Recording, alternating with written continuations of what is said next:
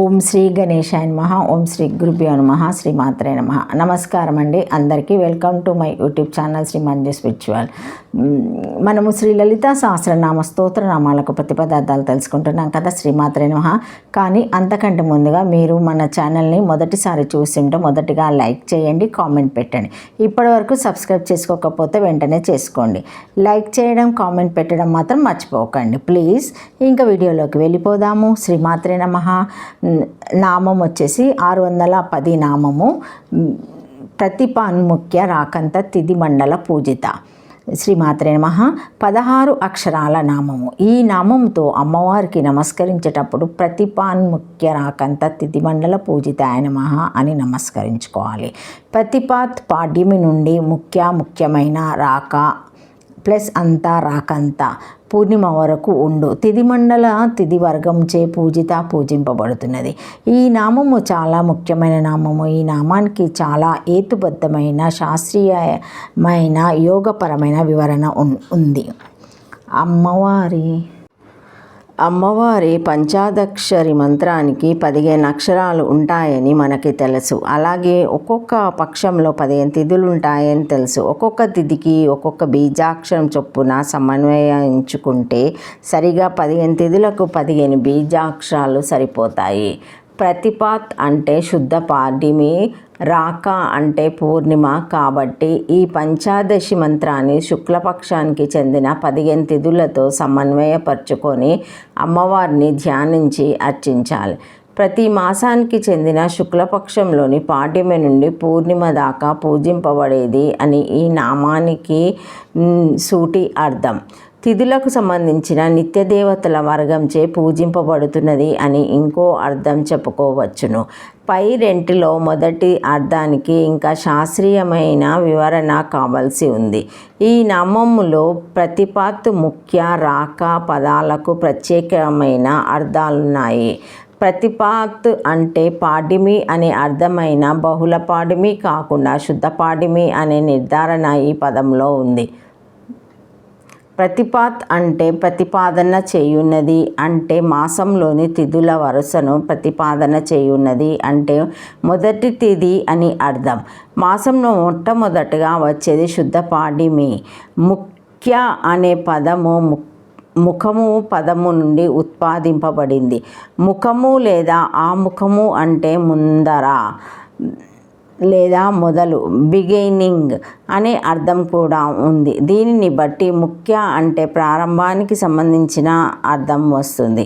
రాక అంటే పూర్ణిమ అనే అర్థమైన పరిపూర్ణమైన పూర్ణిమ లేదా వెన్నెల పొల్లిపోనట్లుండు చంద్రుడు అన్న రాత్రి అని చెప్పుకోవాలి. ఇలాంటి పూర్ణిమలు సంవత్సరం మొత్తం మీద 2 వస్తాయి. ఒకటి ఆశ్వీజ పూర్ణిమ, రెండోది కార్తీక పూర్ణిమ. ఈ 2 శరదృతువుకు సంబంధించిన పూర్ణిమలు. ఖగోళ శాస్త్రంలో ఈ రాక చంద్రుని హార్వెస్ట్ మూన్ అంటారు. దీనికి సంబంధించిన విశేషాలు ప్రథమ భాగంలోని పీఠికలో చదువుకోవాలి. మళ్ళీ 2 పూర్ణిమలలో మొదటి వచ్చేది ఆశ్వీజ పూర్ణిమ అవుతుంది.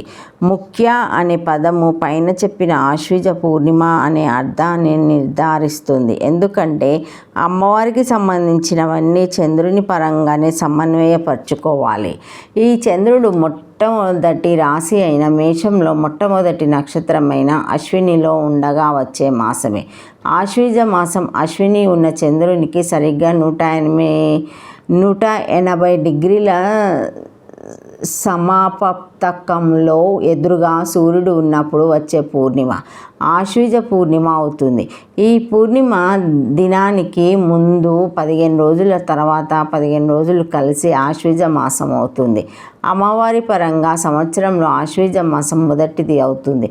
కాబట్టి ప్రతిపాన్ముఖ్య రాకంత అంటే ఆశ్వీజ శుద్ధ పాడ్యమి నుండి ఆశ్వీజ పూర్ణిమ వరకు అనే అర్థం వస్తుంది.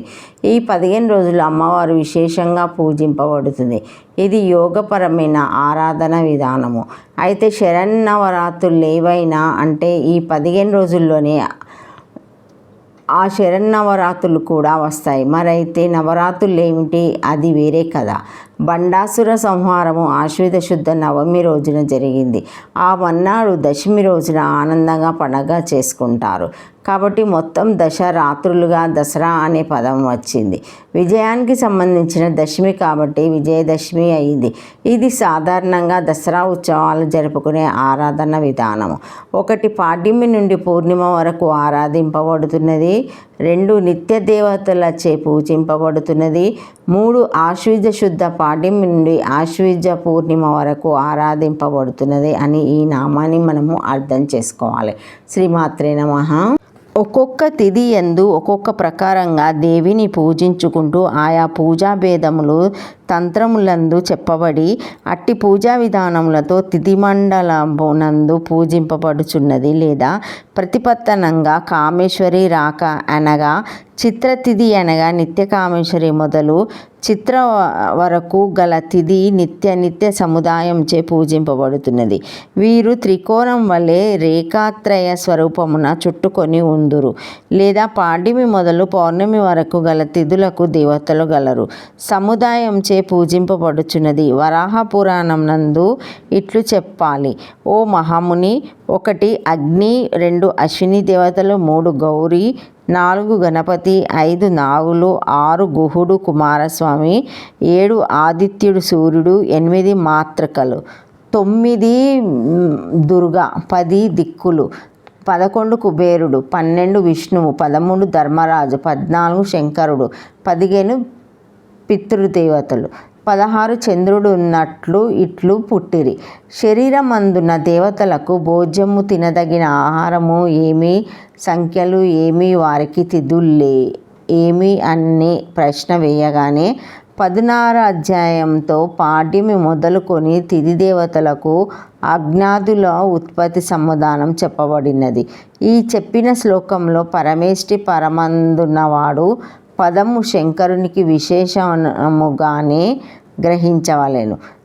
అది ప్రత్యేక దేవతానామము కాది. మతమందు 1 పాడ్యమికు అగ్ని, 2 విదియకు అశ్విని దేవతలు, 3 తదియకు ఉమా, చౌతికి గణపతి, 5కి పంచమికి 4, 6 షష్ఠికి కుమారస్వామి, 7 సప్తమికి సూర్యుడు, 8 అష్టమికి మాతృకలు, 9 నవమికి దుర్గా, 10 దశమికి దిక్కులు, 11 ఏకాదశికి కుబేరుడు, 12 ద్వాదశికి విష్ణువు, 13 త్రయోదశికి ధర్మరాజు, 14 చతుర్దశికి శంకరుడు, 15 పూర్ణిమకు చంద్రుడు, 16 అమావాస్యకు పితృదేవతలు.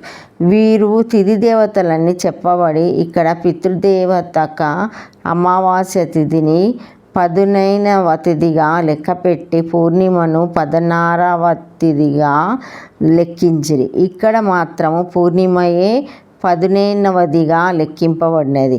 ఇది విశేషము.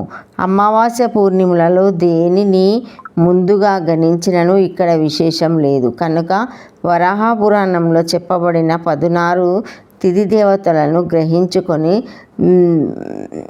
సగము శ్లోకమంతయు నామము 16 అక్షరములు. శ్రీమాత్రే నమః. శ్రీమాత్రే నమః.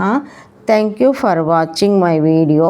Please like, share, comment, subscribe to my channel. మరిన్ని వీడియోస్తో మళ్ళీ కలుస్తానండి. ఈ వీడియో మొదటిసారి ఎవరైనా చూసి ఉంటే తప్పకుండా లైక్ చేసి సబ్స్క్రైబ్ చేసుకోండి.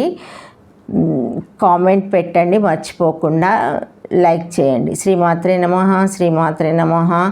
Thank you.